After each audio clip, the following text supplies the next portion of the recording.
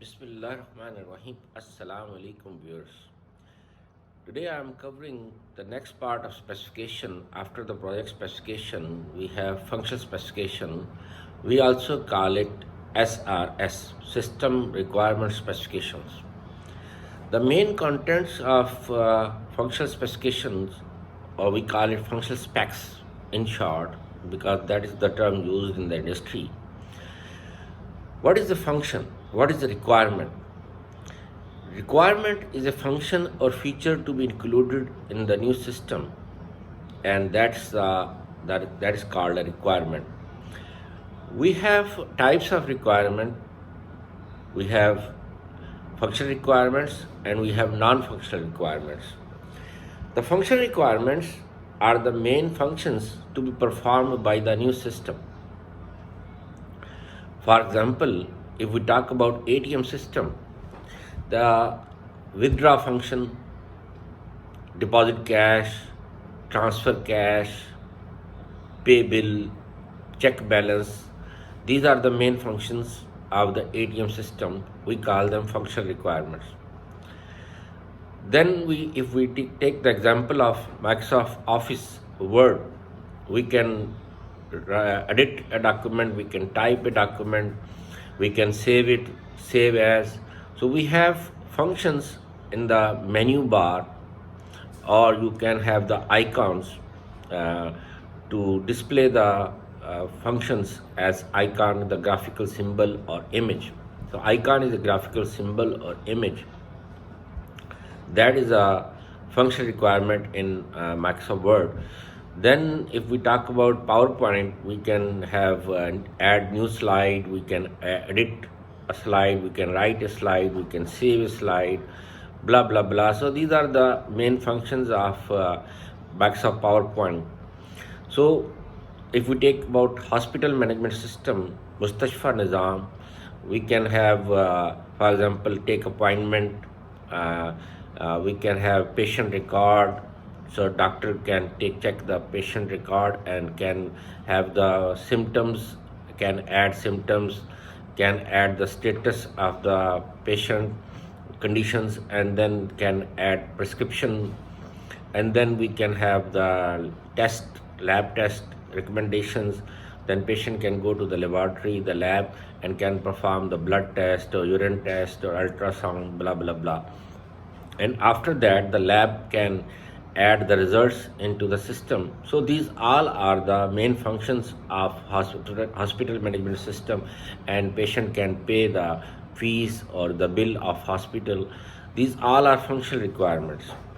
If we talk about non-functional requirements, non-functional requirements are not important for example, in terms of functionality, nothing related to the functionality or features of the system, but they are very important for the success or failure of the system. For example, usability is a non-functional requirement. We also call them quality attributes. So the user requirements in non-functional requirement in terms of usability is not user requirement, but it's a non-functional requirement, how much it is easy to use. For example, if we talk about Microsoft Windows usability is approximately 89 point something all over the world. That means all over the world, almost 90% of the users are using Microsoft Windows. And even though Microsoft Windows is not, in terms of reliability, it's not as powerful, or it's not strong in terms of reliability. Reliability is if we try to define it, reliability means how much system is stable, and minimum errors or bugs in the new system. That's the reliability, that the system should be bug free and it must be stable. That's the reliability. So if we talk about reliability, Windows is not stable, Windows has a lot of bugs. Security is also a non-functional requirement, and Windows has very weak security. But because of the usability, Microsoft captured the market. And even though Microsoft is Windows is not the first graphical user interface operating system. Apple company introduced Macintosh in 1984, and Windows was introduced by Microsoft in 1990 after 6 years. But still, Mac usage is approximately 2 to 3% of the entire market. So that's non-functional requirement, usability, reliability, security.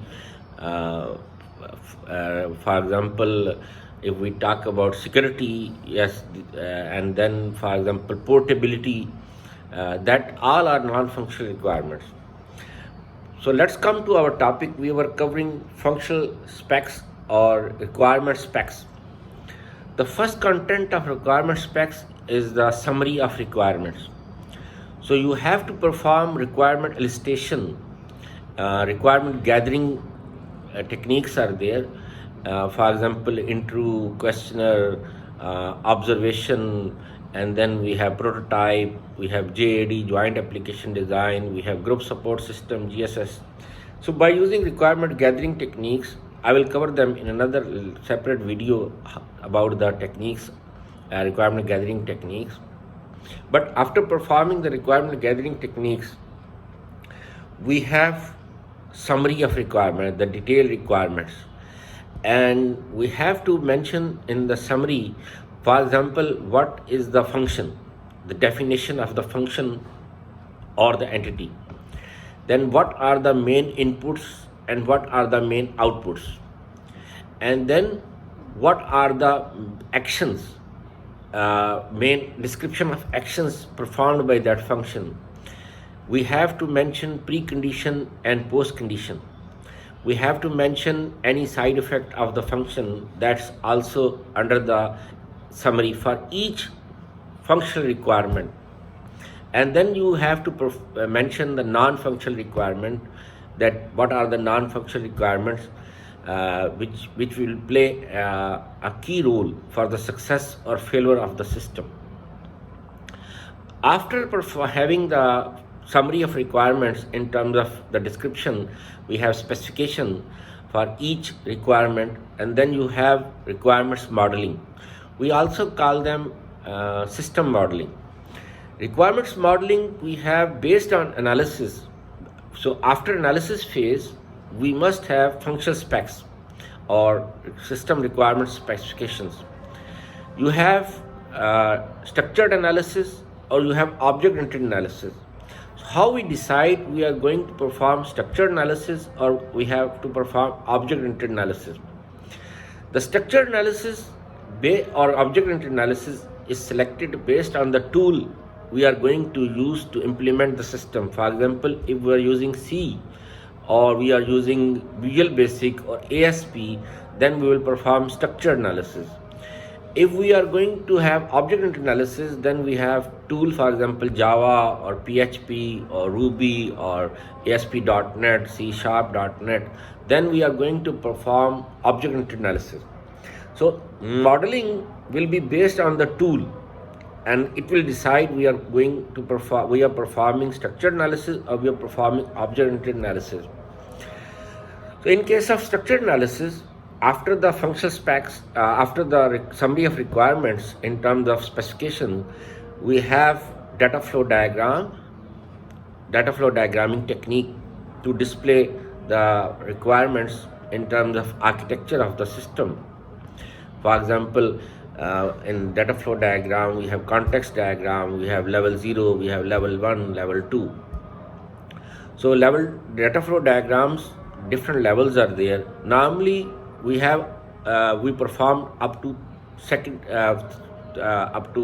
level 1 or level 2, in which we have the processes, we have the entities, we have the data stores, we have the data flow. These are the main contents of data flow diagram. We call them the elements of the data flow diagram.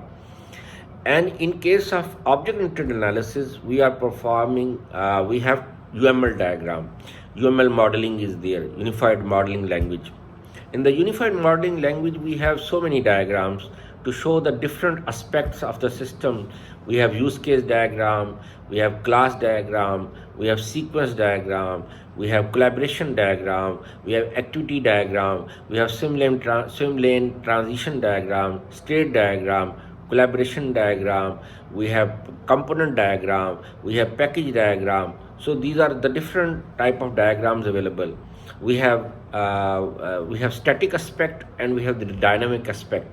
So use case and the class diagrams show the static aspect of the system, whereas the state diagram, we have sequence diagram or collaboration diagram, they show the dynamic aspect of the system.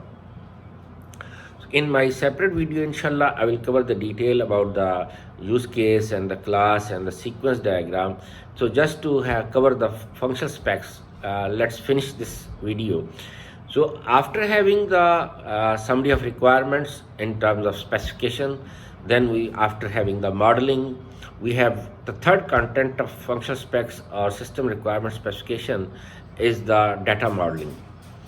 Data modeling is a collection of concepts to describe the relations between data or constraints between or among the data.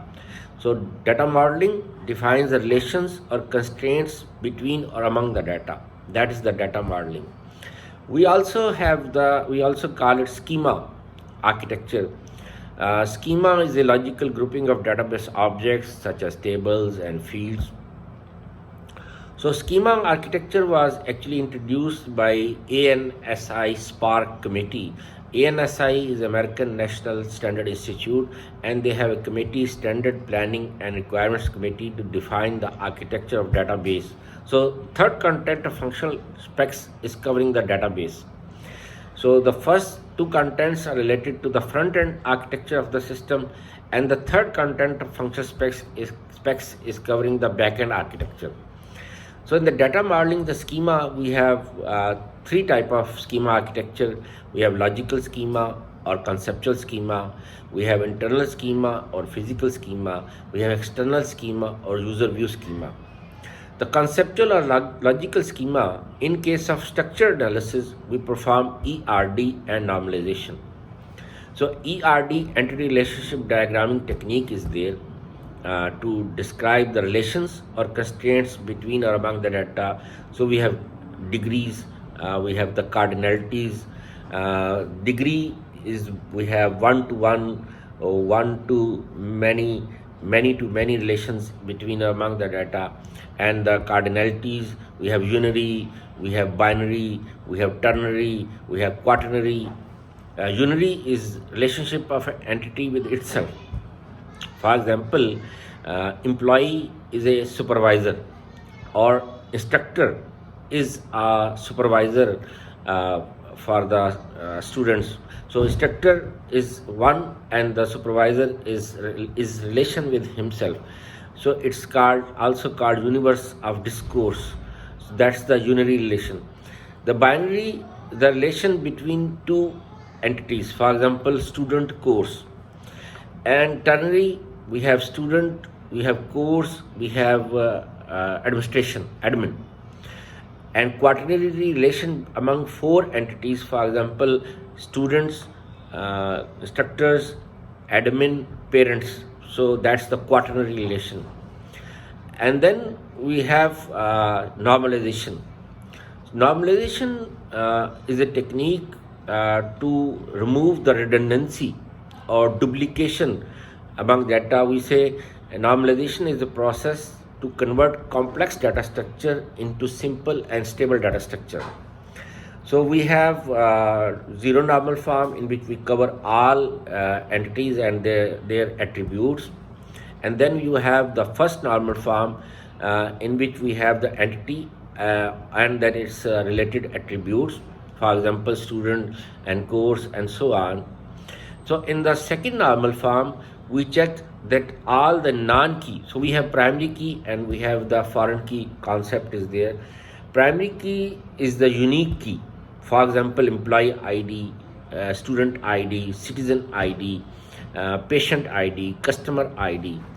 And we have a non-key, the foreign key. Foreign key in one table becomes the primary key in another table. For example, we have employer ID or department ID. Department ID is the primary key. It will become it is for primary key here. It becomes foreign key in the employee table. So all the non-key attributes should be fully functionally dependent on the primary key. That's the second normal form. In the third normal form, any non-key attribute should not depend on other non-key. If it's the case, we make a separate table. So that's the third normal form. So normally we have BCNF, Boyce Code normal form, we have fourth normal form, we have fifth normal form, we have up to 5 normal form, but normally we perform up to third normal form to remove any dependency from between non-key and the other non-key. So then we have internal or physical schema. So we construct the database and then we have defined the tables, we define the attributes, and then we have the external schema or user view schema. So user view is a relation, is a virtual relation that does not exist in the database, but it's generated from user point of view. For example, we have in joins in database. We have inner join, we have outer join. Inner join is the primary key, foreign key, and outer join without having the primary key, foreign key, but still we can retrieve data from multiple tables and display as one table. So in function specs or system requirement specs, we cover only the logical schema and we perform only ERD. But that is the case of structured analysis. In case of object-oriented, we don't do ERD. We don't perform ERD, but we define relations between classes or objects. That's like the ERD, but we don't perform normalization in object-oriented analysis because objects are already normalized. So we define relations with one-to-one, one-to-many, many-to-many, like the ERD, and that's the function contents of function specs. So this is the content I want to discuss about the function specs in the today's video. Thank you very much. Jazakallah khair. May Allah bless you. Assalamu alaikum.